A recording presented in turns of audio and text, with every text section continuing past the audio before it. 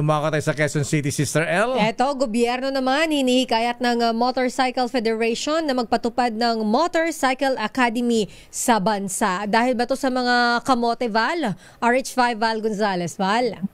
Israel at Mayor, kasabay ng selebrasyon ng Road Safety Month ngayong buwan ng Mayo, panahon na raw para ilunsad ng gobyerno ang pagkakaroon ng Motorcycle Academy.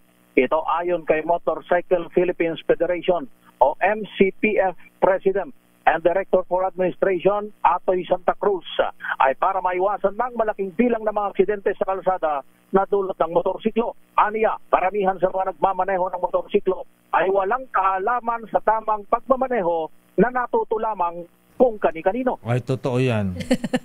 Pero ano hinihingi namin ngayon dito, pagkaroon talaga ng Motorcycle Academy.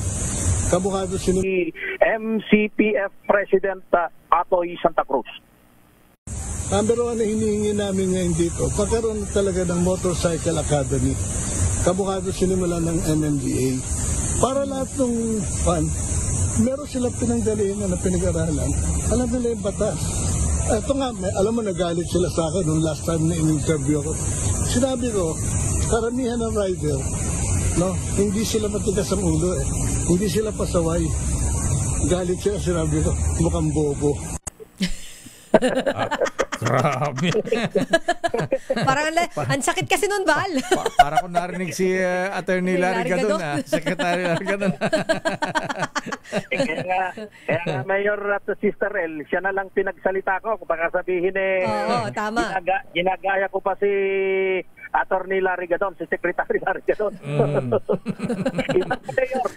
Isa pa, Mayor at Sister L, yung isinusulong nitong si Santa Cruz, yung paghihigpit doon sa mga dealer sa paraan ng kanilang pagbebenta ng motorsiklo. Dapat, sabi nitong si Santa Cruz, ay wag mo nang bentahan ng isang bumibili ng motorsiklo hanggat wala pang tamang training. Yun yung gusto niya.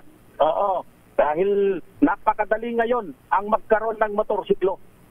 Kahit na wala kang dalang pera, mga dokumento lang kung saan ka 2,000 down payment nga. Boy, Bal, pwede ka na mag-uwi ng motorsiklo eh. Oo, yung iba nga, Mayor, abay, alam mo bang home credit na rin yan? Uy, talaga? Pwede na rin pala sa home credit na nag-promote pa tayo. Pwede na rin sa home credit.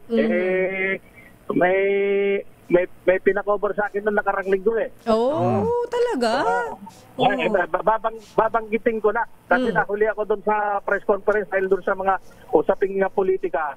Etong kay Sir Vico, pwede na pong home credit. Sabi yan ni Ma'am Goya Magno.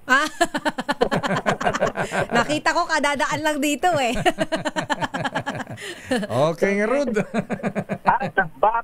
Batay doon sa record na hawak ng MCPF, ang motorsiklo pa rin ang nangungunang dahilan ng maraming aksidente sa Pilipinas na kalimitan ay nagdudulot ng pagkamatay. Ako si Val Gonzales, DZRH, una sa Pilipinas, una sa Pilipino. Maraming salamat, Val Gonzales.